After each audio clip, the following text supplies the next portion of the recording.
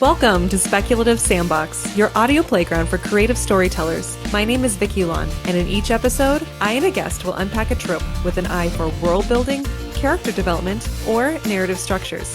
You can also join the conversation on TikTok and Instagram. For those times when the real world just doesn't cut it, let's get lost in a fictional one. Okay, Angela, if you could pick any fictional animal to have as a pet in real life, what would it be? Falcor from the Neverending Story. Oh, wow. You had that one ready to go. I couldn't have, but I didn't even tell you that one. You just knew. Nope. That was, I didn't even have, no, that was it. That's. Okay.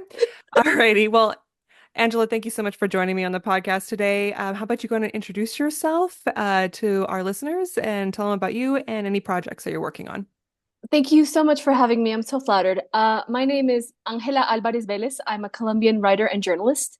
In English, I write fiction under the name Angela Sierra.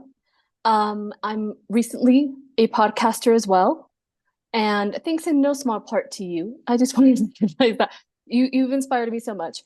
And I'm currently agented, and I have a manuscript on sub and one that I'm waiting for feedback on. I'm not nervous. You're nervous. We're in the same spot, you and me. We're in the Yes. exact same spot. We are. And I, like you, I had a manuscript die on sub, and I had to heavily re-edit it, and I'm like picking my projects. I liken my brain to somebody who wants to pet the puppies. I want to pet all the puppies. My brain is full of puppies, and it's hard for me to pick one puppy to pet. So I want to relatable. write all the stories. I want to do all the things. So yeah. Okay. Well, best of luck to you. And I've listened to your podcast and I really Thank enjoy you. it. You talk to people who are either from Colombia or have started their new life in Colombia, right? And it's Yes, all foreigners, Colombians living abroad and foreigners living in Colombia. okay. Yeah, I really enjoy it. And I've already Thank told you you. this, but I'll tell you this again in front of our listeners. But I love your Thank, voice. Your voice, I when I thank. first heard it, I thought, oh my gosh, it sounds like Siri or some, like professional voice. So I just had to say, beautiful voice. Thank you. If my voice sounds familiar, you might have heard me somewhere because I do like voiceovers. And so if you get PTSD listening to me, it's because my voice was on a learning platform. So I was the Oh. teacher. Don't Oh. forget your project. That was me. I love it. Yeah, that's me. You probably heard me. For Okay. English, dial 1. That Oh, was me. you have the perfect voice for it. Thank Okay. you. All right. Well, let's launch into this. So, we're here to talk about Latinx representation in books. So, We before we get are. into it, tell me why you chose this topic, what it means to you. So speculative fiction has like two big areas, right? Future and technology. And seeing myself in speculative fiction and people like me and people who look like me and sound like me and have names like mine literally means seeing myself in the future. Mm. So when you see other people's visions of what the future might look like, and you don't see people like me in those visions, they are literally telling you, I imagine a world without you. Oh. And when we see technology and we don't see Latinx people as being participants of the creation of those technologies, you're telling us we don't think that your contributions are important enough to visualize it in something like this. So you're like, whatever, insert name of whatever movie you want where they launch somebody to space, they send somebody to another planet, they build a time machine, and nobody that looks like my dad is there. Nobody that sounds like my mom is there. You're telling me there's no room in my imagined future and in my imagined technology for you.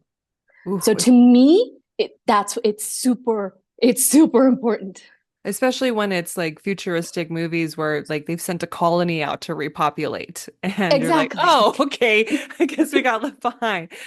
Yeah, so it's not just inclusivity for inclusivity's sake. It's actually making space for me in your imagined future, especially when those futures are utopian. And you're like, oh, so your ideal world doesn't include me in it. Good to know. Yeah. Oh, okay. Thank you for that perspective. Yeah. Okay, so then how would you when we get down to it, Latinx representation is seeing people of Latin origins in stories. Yeah. That's we could say that. That's a good working definition. Okay. All right. So let's kind of set the stage here, create the foundation. What does Latinx representation look like right now in speculative fiction? Okay, so right now there's a lot of things that we're doing well. One of the things that I'm excited about is the fact that we're having conversations. We're having open conversations like this one Hmm. about what representation really means, and we're invited the people that we want to represent to be a part of those conversations because Okay. that wasn't happening before. Yes, I That was do like, feel that no, I feel like that was been a huge thing, especially during the pandemic. There was a lot of, I think, civil rights, a retreat back to like having to yes, work on our civil rights again, and a lot of people of different origins were having that conversation. yes. I think that one of the things that, and you've touched on this in previous episodes. I think readers, first of all, younger Gen X, Gen Z, millennials, for sure, are much more savvy consumers, and they are absolutely fearless and adamant, and about the defense of their own values in what they consume. So as we have more educated and more savvy readers and consumers in general, those readers are championing the authors that they feel are authentic, and they are ruthless in Hmm. canceling their cancellation policies. If they can sniff out inauthenticity a mile away, and when you're dead to them, there's no coming back. So they're supporting indie writers, and they're supporting a lot of grassroots efforts, and they're supporting a lot of smaller presses, and they're really doing a lot to indicate to big publishing what they want and what they want more of. Have you But there's seen? still, Oh, pardon I'm so me, sorry. You carry on. there's still a lot to be of work to be done in traditional publishing spaces, especially in the pre-publishing phase. And what I mean by that is that um, something like 95% of all books written in the English language are written by white people. Hmm. And that includes stories that are written from the point of view of minorities. And so what happens and what people don't really realize is that these writers who are big earners maybe don't have agents or publishers or editors that at the pre-publishing stage can or want to or know how to tell them this is maybe not your story to tell. Mm. And so we have people taking up space where they don't belong. And I mean physical space, like your book takes up space on a shelf, right? Mm. And a lot of those writers, because they're, because of who they are and the advantages they have, they don't see their privileges as privileges. But what happens is that these writers end up having seven-figure advances, and their marketing teams get a lot more money for promotional material, and they get the big displays in the big bookstores, and they get the fancy swag bags at events, and they get invited as speakers, and they get to go to symposiums and to book fairs, and they get booked on shows in legacy media. And so readers see those things, and they think that that means that the story is authentic, and it's really just an endorsement of the writer and not the story. And so other writers and minority writers struggle to get seen, and we get a five-figure advance, and we're we're told to consider ourselves lucky. Mm. We don't get nearly, we don't get the same support, and so our books don't get the same screen time, and so that's where we're missing a little bit more. And part of the reason is because most of the people who make the decisions about what gets published and what doesn't are members of the majority culture. Let's talk about some of the harms because some people might say, well, I wrote this book and it was with best of intentions and it's about a person of a different ethnic origin than myself and I'm a good writer and yet, all these things. But what are let's describe some of those harms. What are we missing when it's not someone of that actual origin telling the story? So I'm talking specifically about when you write a story from a particular point of view. I'm not talking about when you include secondary characters, which I think is great. Um, I'm talking about assuming the point of view of a minority that you don't belong to. And the way I think about that is if you don't present, you can't represent. Because identity is an emotional thing and research is an intellectual thing, right? So people think that they can overcome it with enough research or with enough talent. And when you point out to somebody, maybe that's not your story to tell, what they hear is, I just have to work extra hard and read more books so that I can wrap my head around it. But the problem with that is that writing is an emotional exercise. Creativity is emotional, and you are always in control of your own imagination. So you can't think your way into somebody else's life experience, emotionally speaking, because a lot of what it means to be a minority person, a lot of the harm and a lot of the pain comes from places that you don't expect. Mm. And you can't surprise yourself in your own head.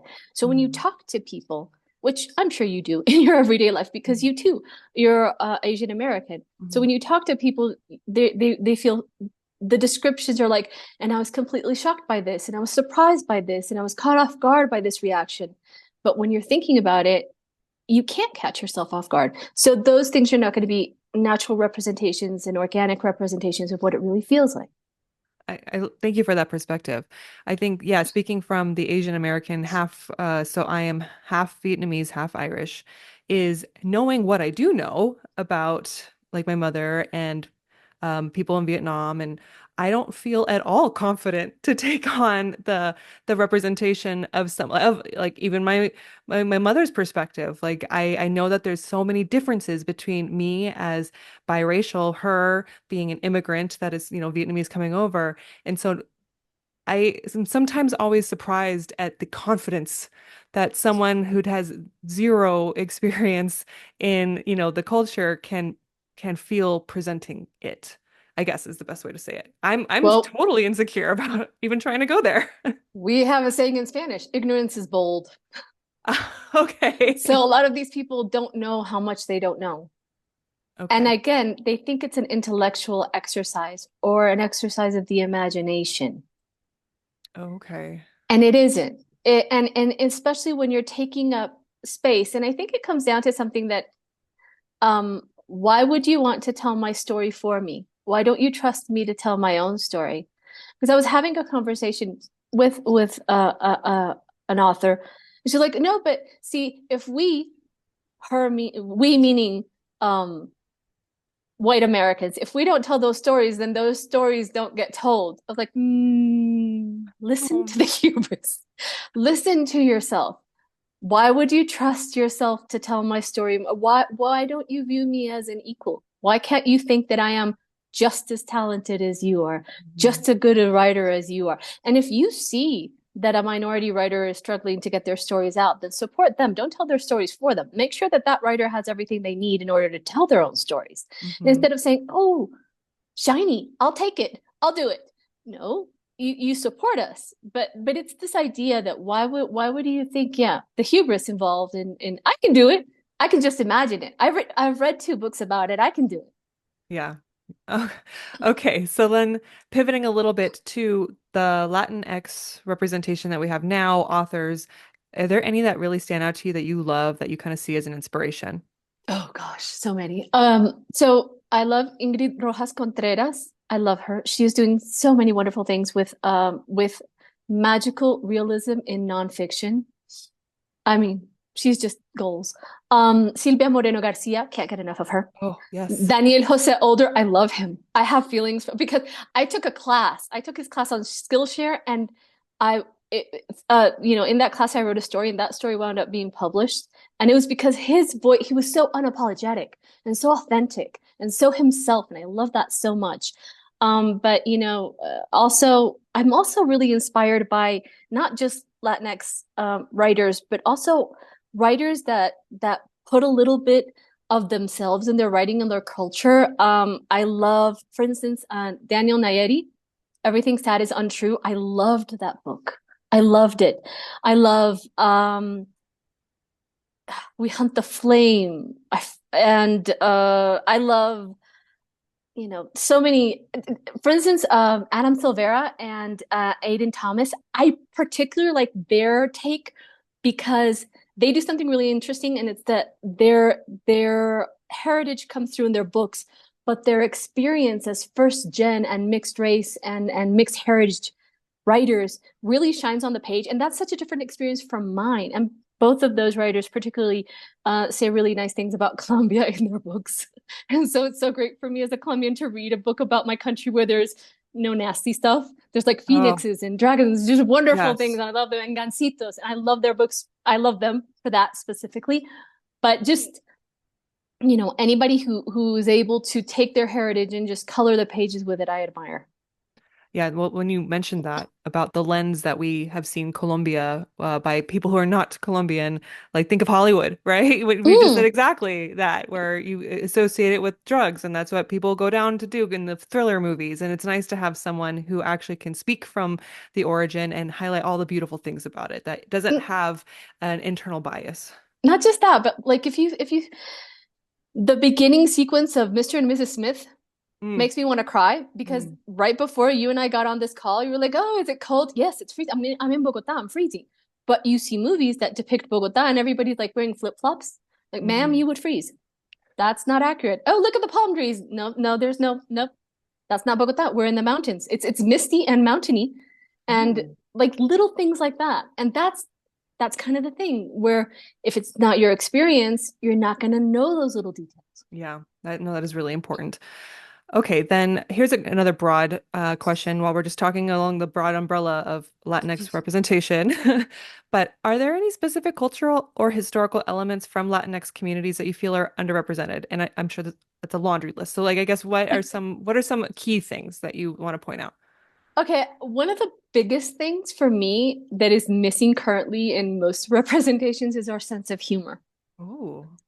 Because I read somewhere that the people who face the harshest realities are usually the funniest because humor is a coping mechanism and we need it. We're very funny. And I think I that that's find you missing. funny. Thank you. I mean, our humor is so, it's so important to us. Family is something that is incredibly important to all of Latinx people. Our extended families and our sense of family and our sense of loyalty to our families. I would love to see more of that. I also think that the immigrant experience is so important because everybody that I know has someone who left. Oh, Every family has wow. Okay. someone missing from them. They have friends that are in various degrees of, migration. Some people went because they got a better job offer and they live very well, and but some people has struggled, and migration is such a huge part of that, and the loss and grappling with all these things and family and all that. One thing that I think is really important that I don't see enough of is nuance. And by that I mean there is no Latin culture. Latin Hmm. is not a place, and Latin is not a language. And so people use Latin, Hispanic, Latino interchangeably, and they don't really consider how different a Colombian is from a Mexican and how different a Mexican is from an Argentinian person. And so they use broad strokes Latinx people and broad strokes Latinx stuff, and the nuance and the differences, like when they say, "Oh, this is a Colombian character," and I hear them swear, I'm like, those aren't the swear words we use. And just think of how, for instance, I'm writing a character from America and my character's from the East Coast. You're like, okay, but where? From Miami, from Boston, or from New York? Because those are very different vibes. Hmm. And the same is true for us. And the same is true for like in your blog post, I said I was a fan and I mean it. Well, you're all just Chinese anyway. No. Yeah. And do you like if you were gonna represent Asian, actually Asia, first of all, Asia is not a shape. Yeah. um, and Asian is really broad. Like, what do you mean? Yeah. Because the people from it's so different. And I think that that's missing nuance. I love that you brought up the perspective of families where someone left. Because for my own personal experience, of course, my mom's an immigrant, so we're on the opposite end. And everyone in America that came over from Asia, they're the ones that left, and that's what we think about. We think back to the motherland, and I'm going on a homegoing trip with my mom to Vietnam next year, so we Oh, think beautiful. I'm very excited. So there's that perspective, but you're right. There is the flip side of that experience. And I don't see a lot of that. And I would love to see more of that, just that new perspective. What can you share a little bit of that not trope, but perspective, I guess you can say, of what is it like when you have that kind of missing part of your family? Well, we came back. So we were the ones that were missing and came back. Okay. And so it's different. But for my friends, and I talk in my podcast, I talk to my friends that are away from me. And so we're Mm. like, I haven't seen you, my bestie Hector, on the podcast said, I haven't been able to touch you in 3 years. And I almost broke down crying because it's true. I mean, we have screens and ways to stay in touch now that we didn't have before, not when I was a young child living in the Mhm. United States, but the feeling that there's a part of you missing always, no matter where you go, Mm. and you're always a part of you is your family's never complete. And so since family is so important to us, we get together and there's always, the empty chair, Hmm. the plate that you set that nobody's going to sit in front of. Wow. That's really hard. It's really hard for us. Yeah, the immigrant experience being that the person left for a reason, and then and there sometimes when my mom's reason not going back, but then you always have to think about the people who stayed, who are still there, and they might be enduring whatever it is that the immigrant family member chose not to Yeah. endure. But then when you leave, you also feel like you're a traitor because Oh and yeah. sometimes you get treated like a traitor. Why Hmm. didn't you stay to help? Hmm. And then there's, the people that leave that send I don't know how to say that in English. Remesas, they send money from abroad. And so, you're working your butt off in order to send money back home.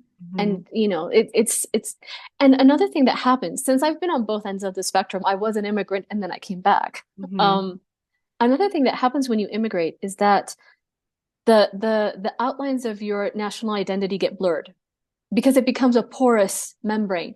And so, as you just said, you're Asian, but your mother is Vietnamese. Hmm. She is Vietnamese, and she's specific. And so I'm Colombian, but when people immigrate, they become Latinx because they start Hmm. they start interacting with other people that are kind of on the same boat. And so I was speaking to a young writer. Her name is Manuela Arboleda, and she was telling me there are parts of stuff that I don't know if they're Colombian or Mexican or Venezuelan, and it stops mattering. You don't really know what you're talking about, and is this food mine or is this food theirs? And there comes a Yes. moment in which it doesn't. It kind of all gets lumped together, Yes. and Uh-huh. that's also a fascinating phenomenon, and also an important part of the experience that's worth talking about, because Yes. it's all these and the people. Your mother made the decision, like the generation that made the decision, but then there's a generation that has to live with that decision. Hmm. Like you can never come back. You can Hmm. never go. You will never be Vietnamese. Yeah. No, it's so true. Like there's definitely even if I don't feel like I can be, she'll remind me that I'm not. You know what I mean?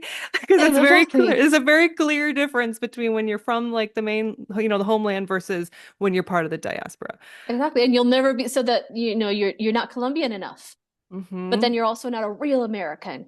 And so there's this liminal existence, which is why I started the podcast. There's this we have in Spanish the niés.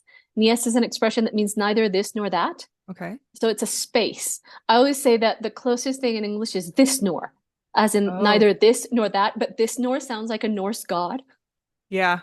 that is in cahoots with Loki to overthrow Odin or something. This snores, but it's the Niest, right? And it's a non-space, but it's also a fertile space Ah. because there's so much in there of not fully one thing, not fully the other. Yeah, I interviewed from the Asian American episode. Her way of calling it was "you're in the crack." Like you're in the crack, but you can't get out on either end of the, you're just in the crack. And I think Yes, about but that a lot. there's flowers coming up in the cracks of the Yes, pavement too. you're right. You're right. Yes. So we are Okay. the flowers. Lovely. We are Beautiful. the flowers blooming in the.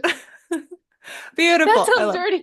But do you see how like it's so nuanced and complicated that I can't even dream of jumping outside of the crack to represent someone that's not in the crack? You know what I mean? Like, But being in the crack is super important. And the thing mhm. is, the people that are on the sidewalk can't see the crack either. Oh So yeah. I likened this once because I was talking to somebody. I was like, okay, being a minority, wherever you are, and there's different kinds of minorities. It's like you live in a hole, right? So Mm-hmm. everybody is standing at the beginning of the racetrack, like in the Olympics, and they can all see the same obstacles. They're like, okay, I have to dodge this obstacle. I have to dodge this obstacle. And they're seeing that we all have the same obstacles, right? But they're not looking behind us. They're not looking behind them because some people, in order to get to the starting line, have to crawl out of a hole. Mm. And so when you're a woman, you're in a hole. Like, let's just say that right now. Women start every day out in a hole. And if you have a disability, then that hole gets deeper. Mm-hmm. And if you belong to a racial minority, that hole gets deeper. And if you know, like there's religions and there's levels of the hole. And some people, their all of their energy is spent getting out of the hole, just trying to make it to the starting point, right? Mm-hmm. And some people are just naturally closer to the starting point. That's not their fault, but they also don't realize that sorry, No worries. that other people are in a hole and they don't see the hole. So then that is related to my next question, which is what challenges impact bringing authentic Latinx representation to fiction? And you covered one. Are there any others? Well, there's lots. So there's those that belong to all of us and those that are just mine. Um, as a general rule, and this is weird, uh, I get policed about the use of Spanish a lot more than other people. So I've seen people, white people, can use words in other languages and get away with it because they sound cultured and they sound, savvy. And you can call this little bambino and it's fine. And people say things like, I'll do it for you gratis. And oh, that's so macho. But when I put Spanish in mine, they tell me there's too much Spanish.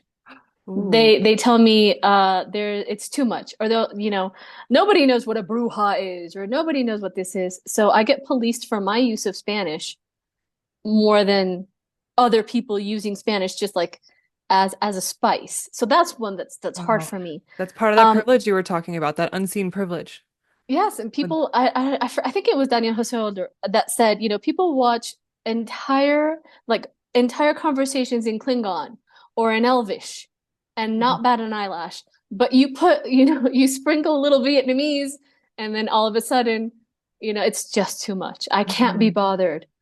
Um, a challenge for me specifically was to champion my own voice and sound like myself instead of trying to tell Eurocentric stories, which were the Yeah. ones that I started telling. When I first began writing, my characters were, I wanted to write about fairies and I wanted to write about trolls and I wanted to write about, the same magical creatures that we've all heard and dragons. And I want, my characters were in wherever, Springfield, USA. And actually, I owe a huge debt to a fellow writer named Carolina Pereira, who read an early draft of a novel. And she said, listen, your magical world is amazing, but your real world is so boring. And no wonder, because it was based on a country that I only knew as a child. And I didn't have any real experience. I know what it's like to try to write about a country that isn't your own because I tried it and I failed Yeah. spectacularly. And she was like, and so I was like, oh, you're right. I should write about what I know. And so after that, all of my stories take place in Colombia, and my characters are Colombian, and the food is Colombian, and the feedback that I've gotten is a lot more positive. So in a general spectrum, yes, you're like, you the references. So people tell me, oh, I don't know who that actor is, or I don't know that song, or I don't know. There's so much that you don't know. And I get policed for that a lot. And on the other side, it was me, like me learning to do it, me believing in myself enough to write from a place of authenticity. I imagine there are a lot of people who are minorities who feel that pressure to write about that very Eurocentric world. What advice do you have for them following your experience and now this world where we see publishers wanting to see more authenticity in their writers? I think that the advice goes both ways. Stay in your lane because your lane is cool. Your lane is awesome. There's so many writers who have found, treasure digging in their own backyard. Chuck Wendig is American, and all of his stories are American. It's awesome. Libba Bray, and then Leigh Bardugo is talking about her own heritage, and so many. We talk about yourself and what you know. Write what you know, and if you're a minority writer, that's awesome too. That's going to be great. People are going to find that fascinating. Don't think that you have to. It's hard. It's hard to not want to sound like everybody else because there's safety in sameness, and standing out makes you an easier target. And I'm not gonna lie, sometimes feedback isn't great, but it's worth it. It's worth it in the long run for everybody because you're gonna have something that nobody else has, and that's your own point of view. Mm-hmm. Let's expand on this to incorporate the part of this argument that always comes up, which is what about, and you mentioned this earlier, what about the side characters? Does this mean as a white writer, I can't incorporate anyone of diversity in my books? And what is your answer to that? I honestly, I'm gonna tell you, um, your writing should reflect your life. So if your life doesn't have a variety of characters, if you don't have um, people, a Vietnamese friend and a Mexican friend and a gay black friend and a trans friend with disability, then you're not doing life right. You need to start there. You need to live a life that is authentically diverse in order to write stories that are authentically diverse. Because when you have your best friend is Colombian and they come over to your house in fourth grade, they're going to say, well, why don't you live with your grandma? That is so weird to me. And you're going to have that experience. You're going to know what it's like when somebody from a minority, somebody different, your best friend, went to your house. You're going to have listened to them. You're going to know what they're going to say because you lived it. And when you, as a white person, go to somebody else's house, you're going to be like, oh, what are you eating? And your house smells different. And you have a hammock on your front porch. And this is weird. And you're going to be able to talk about that. So, live your life as diversely as you would like to have your characters live. Have a diverse life. I would start there because, if you have to go read about diverse people, if you have to go read about minority people, because you don't have real life experiences, then maybe you need to look inwards and have more of those experiences and seek those out. All right. Well, thank you for that answer. I'm going to segue now into the creative aspect of Latinx Great. representation. Um, I am really curious to know, how do you navigate the balance between telling stories that are grounded in the Latinx diverse cultures and creating universes and worlds that feel unique to speculative fiction? If you think about it, there are a lot of speculative fiction worlds that, despite being speculative fiction, still feel very authentically belonging to a culture. Think about Doctor Who. Doctor Who is fantasy, but it still feels really British. Mhm. Even the episodes that are not, somewhere centered in a way that, for instance, Star Trek feels very American. So it can be done. I think Yeah. really good examples of that are, for instance, Vampiros en La Habana, which is by Jorge Padrón. It's a 1985, um, I think it's 85. It's an animated movie about vampires in Cuba, vampires in Havana. It is hilarious. It's so funny. It's so great. And it feels so authentically Cuban, but That it's sounds vampires. fun. It's Vampires so in fun. Havana. It's That's so funny. amazing. I don't want to give it away. Go watch it. But Okay. it's like well, Dracula had to go hide in Havana. So he's hiding from there's a mafia undertone of like vampires. It's so good. Like if for instance, the Book of Life is fantasy, but it's very Mexican. Mhm. Guillermo del Toro has a lot of, it's fantasy, but it's culturally infused fantasy. So I do think it can be done.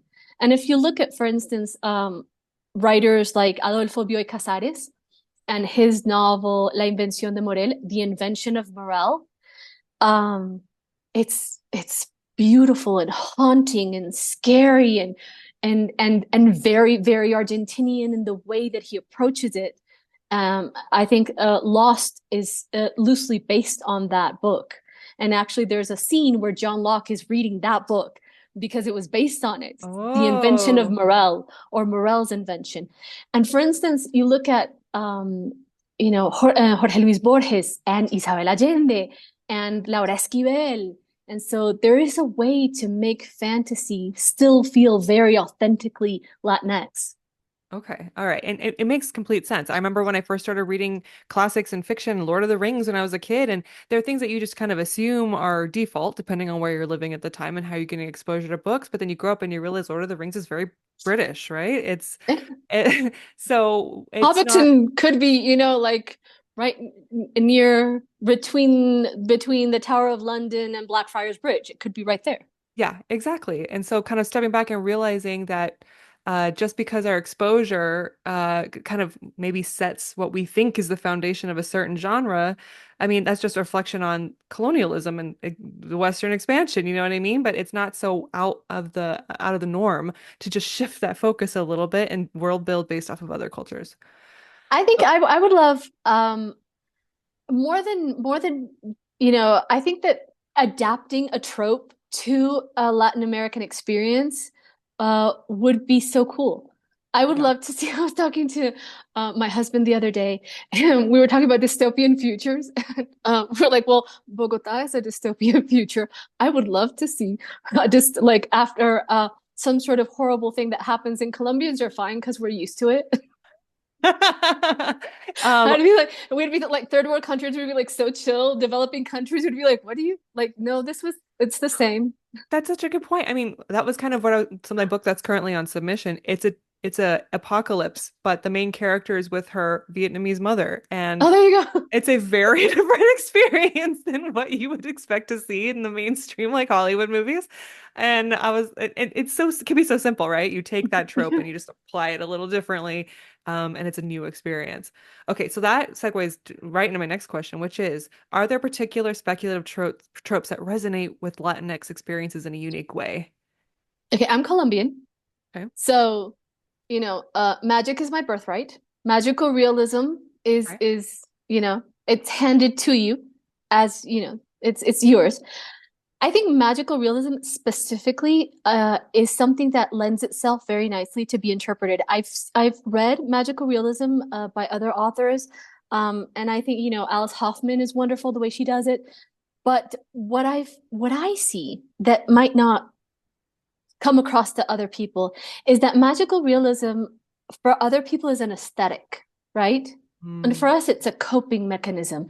It's Ooh. a sense-making mechanism. When you read magical realism by a Latinx author, Gabriel Garcia Marquez, Ingrid Rojas Contreras, who I already mentioned, Jorge Luis Borges, like all of these, for us, it's a way of dealing, it's a way of looking at the harshness of our own realities and trying to make sense of it, because it's kind of like looking sideways at something because it's so horrible that you can't look at it you can't Hmm. face it.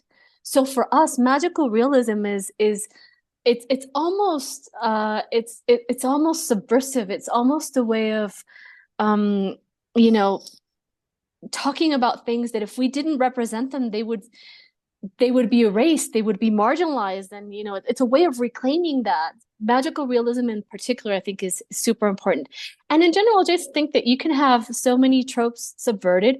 I talked about the vampires in Havana idea, but I think that immortals struggling with bureaucracy would be hilarious. I Oh, would love to see immortals, like, or aliens landing in Colombia and being ignored because there's a football game. I would love that. Just because it would be so funny. I would love like Mexican vampires in the Mexican Revolution and a Chilean werewolf infiltrating Pinochet's regime, and like a Colombian inventing a time machine so that they can go back in time and avoid their loved one from being killed in the Avianca plane that was brought down by the guerrilla. It's a form of resistance almost when you take those tropes and you subvert them. So I don't think that, I mean, aside from magical realism, I don't think that there's like a single trope. I think it's more the idea of what would this trope look like in a different place, and not just putting a token brown character in the same way, because it's a Yeah. way of looking at it Yeah. instead of just, peppering, adding diversity for spice. Hmm. And it's actually sitting down and thinking, what would this look like? What if aliens landed in Vietnam? Like Violet Coopersmith, am I saying that right? And is a Vietnamese writer, and Build Your House Around My Body. So beautiful and so interesting. And it's like really, it's that. It's like, Hmm. okay, what does this look like from where I'm standing? Yes. Well, and what you highlighted to me basically is the trope isn't the end game. The trope itself Yes. is not the end game. It's about the characters and how it breathes life into it. That's why many times people are, oh, someone took my little idea, my description of my book and wrote their own book. And I'm like, no, no, no, you can take the same trope and approach it completely different from different angles. That's the beauty of it. The trope is just the packaging, the Exactly. And filler. that's what that comes down to authenticity. Like I remember when I Hmm. was having an early conversation with my agent, and we were talking about the magical system of my novel. And he was like, but I don't understand. Like, is magic secret? What is it? And he couldn't get and I was like, no, but you see, magic in Colombia is different. It's not just putting a Colombian character in a trope. It's like adapting it to it. Because for us, magic is our last resort. Because where do you turn when the Wow. government has failed you, when nothing works, which is what a lot of people who live in developing countries feel. Like when you feel that you've been abandoned by everyone in God, when everything has failed, when you look at hardship and you're like, where's the justice? You turn to magic. And so our take on magic is going to be different. So it's not just putting a brown person in a white story. It's starting with a character that is complex and multidimensional and real really Hmm. real, and then telling the story from there. I love that. That is so beautiful. That is so Thank you. beautiful. I love that. Thank you so much. Okay. All right. Moving on to industry related questions. Oh dear. How can writers and the industry work to ensure that Latinx stories are not only included but thrive within the speculative fiction space? That's a really good question. So one of the things, of course, is stay in your lane, stay in your lane, and support people who are trying to tell their own stories. Trust us to tell our own stories and do that. The one of the best things, is consume stories written by Latinx authors. Make sure, talk to your library and your bookstore so that they have our books on display all year and not just in Hispanic Heritage Month. Mm. But also, hire us as speakers. If you and other people want to get together to maybe pay for somebody to go because, you can't always make it to the events. It's expensive. There are a lot of additional expenses involved in travel, not just room and board, but also you needed to get a visa in some countries and it's so expensive. And so we don't get to go to the festivals and we don't get to go to the Comic Cons and we don't get to go. So like if people can sponsor someone from a minority and say, come on, we'll pay for you, or pay them to be speakers or pay them to be in symposiums and in panels. And, there's so much so that they can promote their work and so that they can go to all of those things and make connections, which are so important because we are not, we don't get to go to the schools and we don't get to go to all those places. So we don't get to meet other authors who then become our friends and champion and exchange stuff. For me, it's been particularly difficult to find people to read my stories because I write in English, and in my daily life I don't encounter people who speak English very well or who read it well enough in English to be beta readers of my work. So Mm. those things are something that you can, okay, let's bring somebody in. You can help, and by championing those stories, we can create an ecosystem because I see a lot of people trying to put Spanish in their work and then the Spanish is misspelled and it Mm. doesn't sound natural. And so you end up with this word salad. Like people don't speak like that, I went to my abuela and I had some galletas and she told me that my camisa had a yellow mancha. I was like, we don't talk like that, man. That does not sound, that doesn't sound right. But the reason that happens is because again, there's not an ecosystem to support these people. There's a whole bunch of stuff. And then another thing that you can do is just be really generous and, reach out to somebody who has a podcast and tell her that you like her voice and make Mm. her feel like a rock star and share your platform with her. And that is so generous and wonderful. Oh, thank you for that. And I agree wholeheartedly. It's about the community, it's supporting your community. So thank you for including that. Okay, and when we were emailing originally about this topic, you did mention language and how the use of Spanish is basically not the best in certain translations, right? So from English to Spanish. Do you want to Well, speak on in that a little? translations, not so much in translations, but like authors that are trying, maybe authors like you, like I don't Uh-huh. know how great your Vietnamese would be, but you can ask your mom and your mom Mhm. will help you. Yeah. But children of the diaspora, for instance, Hmm. and first gen mixed culture, third culture kids don't always have somebody to ask. And Hmm. their grasp on the language is not great. So I see a lot of mistakes in those books, and it's so sad. A lot gets lost in translations. Now that you mention it, a lot of the humor gets lost in translation. So that's something that's. I think that we're moving more towards interpretation versus translation, but Okay. we need people who really understand the nuances of the culture. Like I said, nuance is really big because um, the way US Americans swear is not the same way that Irish people swear. It's not the Mhm. same. And Canadians swear differently. And like so when you're reading a Canadians book, swear? they do. I'm intrigued. Yes, I imagine there's, hockey and maple syrup are involved. But it's people that don't understand the nuance. So it would be great if you had, I don't just need a Spanish language editor. I need one specifically that knows about Cuban Spanish or Colombian Spanish or Chilean Spanish. And the thing is, those ecosystems thrive when there's something to feed it. So if there's a demand for those services will be offered and those people will get paid and that'll be great. But I think that it's a part of the support system that we need to create. Hmm. All right. Well, my gosh, thank you so much for joining me here on the podcast. This has been a very, very fascinating conversation. I feel like I've learned so much. Thank you for Thank you. sharing it with your wisdom with me. Is there any final remarks? Oh, actually, I wanted to ask, did you want to share at all anything about the book that's on submission? Well, right now, I have a book on submission that's called The Day Hope Returned to Puerto Liebre, and it's about a couple of sisters who fake a series of miracles in order to expose the wrongdoings of the people in power in their small town. Um, and since you were asking about challenges, for instance, I've been told nobody cares about Colombia in the 1950s. Nobody cares about a Colombian story that doesn't have narcos in it. Nobody cares about that's not a sexy, what was it? That's not a sexy place. Colombia in the 1920s, Colombia in the 1950s. Nobody cares about historical YA set in Colombia because, nobody thinks of the 80s as being different as the 80s that you know. So like Oh, wow. I wrote a couple of historical YAs and they've not been, you know, it hasn't really landed well. And like I said, I'm waiting for feedback for the one. I don't even know if this is not on sub yet, so I don't know. But this one is about grief and magic because as my mother died in February, so Oh, I'm so sorry. I thank you.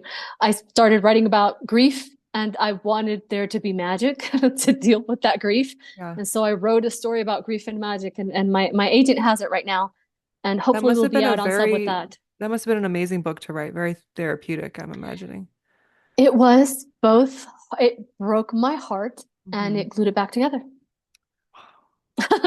My That's agent has it and we're hoping to go out with it on sub maybe later this fall. okay. So the Good. the title, it's a working title. I don't know if I can say it though. It, You know well, more. but you could say working title. The working title, because I love the title. The working title is The Bruja's Guide to Grief and Magic. Oh, I love it. And I See, and wanted even to if I put didn't know what brujas meant, I would go, "Ooh, what is that?" and look it up what is because that that? sounds really interesting. Well, I figured that if somebody picked up a book that had the word bruja on the cover, they would be less upset by finding Spanish in the book. Yeah, So that to me was a big filter. Like if you've picked up this book, then you're one of mine. You're my people. Welcome. yeah, And then let's start there. Because sometimes people are like, oh, well, I didn't expect it to be set somewhere else. And no, you're getting it from the beginning. So that yeah. one, I have high hopes for that one. All right. Well, I'm thinking of And then you. there's the Best of book luck. Unbound, though. That Oh is yeah. Okay. Unbound: Stories of Transformation, Love, and Monsters is actually free to download. And that was the first book, that was the first story that I ever had published in English. Okay, very exciting. So our listeners, go check out Angela Alvarez. Like I got that right. Thank you. Yes, Okay. you did. That was beautiful. And her book, Bound, that is available. Unbound. Unbound. Thank you. It's an Unbound. anthology. It's a collection of stories. There's several writers.